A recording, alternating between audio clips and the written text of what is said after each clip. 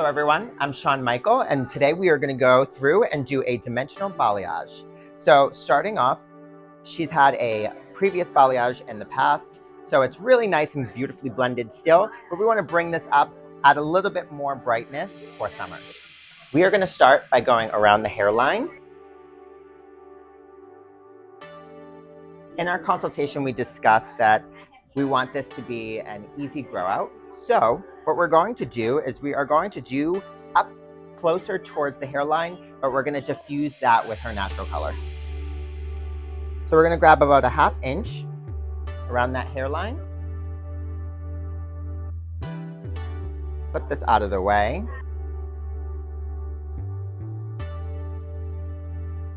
And then we're going to do one tease all the way up to that hairline and make sure we push that out of the way.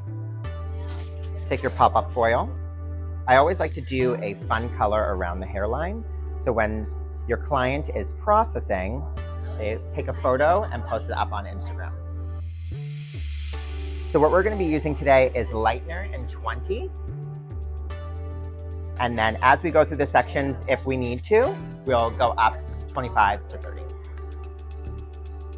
We're going to go all the way up here, painting and a zigzag at the top. This is just going to diffuse that line a little bit so that there's not a solid line when it starts to grow out. Paint this all in. Make sure everything is fully saturated. Go side to side, X motion. Fold up, go all the way up to the top. I always like to fold back one of the corners just to kind of lock it in there. All right, we're going to take the next section. Take another ½ inch section. All right, this time we're going to tease 2 times. 1, 2. And on this time, what we're going to do is we're going to paint in a diagonal section, leaving a little bit of depth right here so that it will pop around that hairline.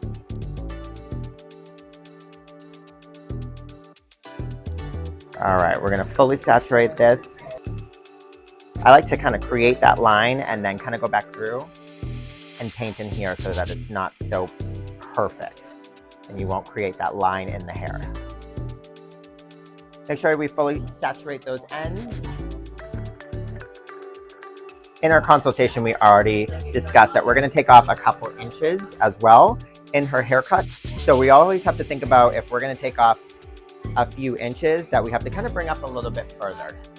Now we're going to go this section right here at the front and follow the exact same pattern that we just did here. All right, now that we finished that hairline, we're going to go through and following this exact angle, we're going to do a slice right through here. Get that hair out of the way. One of my favorite tools is the silicone grip clips. They grab it and they keep everything out of the way. It's amazing. So we're going to take off a ¼ inch right here. We're going to tease it. We're going to take our extra wide foil, place it in there, move the tease out of the way, paint on that lightener. And something I like to do is go the opposite way and kind of blend up, kind of giving me a perfect blend every time. So I'll load it on, hold on to that hair, and then backstroke it up, and that will just give me an automatic blend right there, which is perfect. Because this is on a back diagonal angle, you don't really need to focus on making sure that this is on a diagonal or whatnot. I like to keep that slightly diagonal just so there's no perfect line, but when this comes out, it automatically will give you that, that perfect blend every time. So we're going to take this slice, fully saturate it, doing that X motion, making sure that everything is fully saturated in there, blend everything up. The nice thing about these foils is that you can get 2 sections done in one, which I love. Less time behind the chair and more time getting our clients in and out of the door. So we're going to take we're going to go about a ½ inch slice, following that same back diagonal slicing. We're gonna take a 1/2 inch off the top. Sorry, we're gonna take a 1/4 inch off the top, leaving a 1/4 inch in between. We're gonna tease.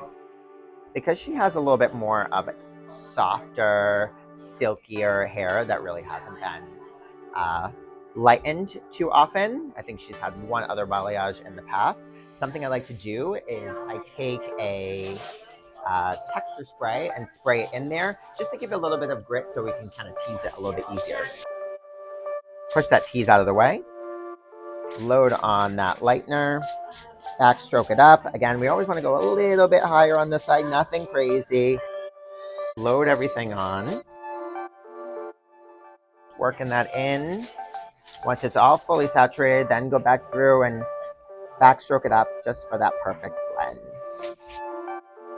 And as we work our way back, we're gonna just keep dropping it down a little bit more every time. So this time it was here, this time it was here, and we're gonna just keep working our way down with the painting of the lightener, just to give her that natural teardrop look.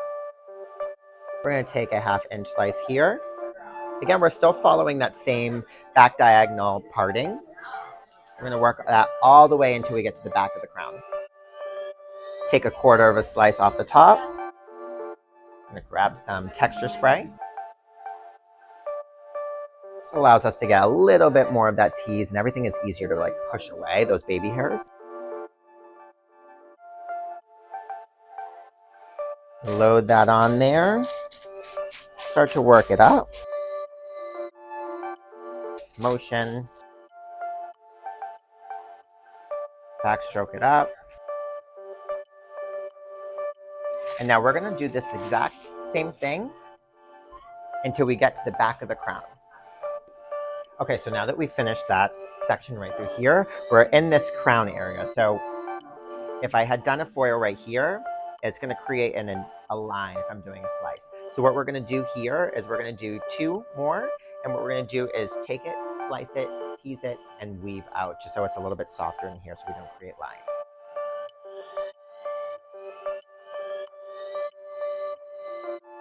All right, we're gonna tease that. And then we're just gonna go through and do a really fine, we're gonna go through and do a medium fine weave. With this section, something I like to do is create a more of a diagonal painting here, just so it's really, really soft in that crown.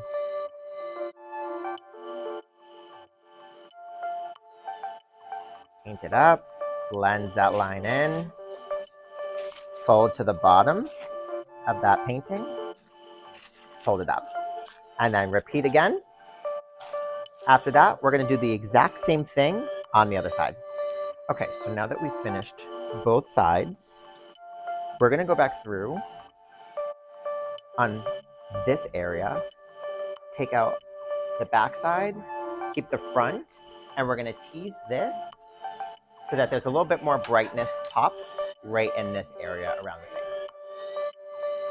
Let's tease all that out of the way. Take your extra wide foil. And we're just wanting to do those ends. Remember, we're also taking off a couple inches, so you want to bring it up where it would just kind of pop those in those ends. So we're going to do it about right here. And I always like to do a back diagonal just because I think that is very pretty, how it sits in the hair. Now we're going to do the exact same thing over here. Again, we're taking all of this hair that's here, cutting it in half, and just focusing on the hair that's around. This has about 2 different layerings. She had some angles in the front, so we're going to cut this into 2. Tease that up and out of the way. Again, now you can see this is already previously lightened, so we're just going to go through and just hit it with a little bit of lightener. Back diagonal paintings. Just sits on the hair better, especially when you're tipping out. There's no like one point where it gets really, really bright until it's at the very end. So it's very seamless if you do it in a back diagonal painting. And then we have that one last section right over here that was originally some softer fringe around the hairline. Tease that out of the way.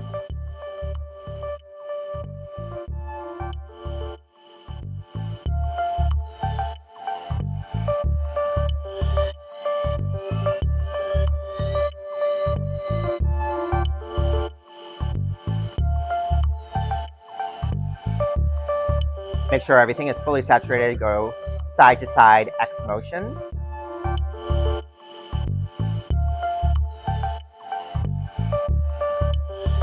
Hold up.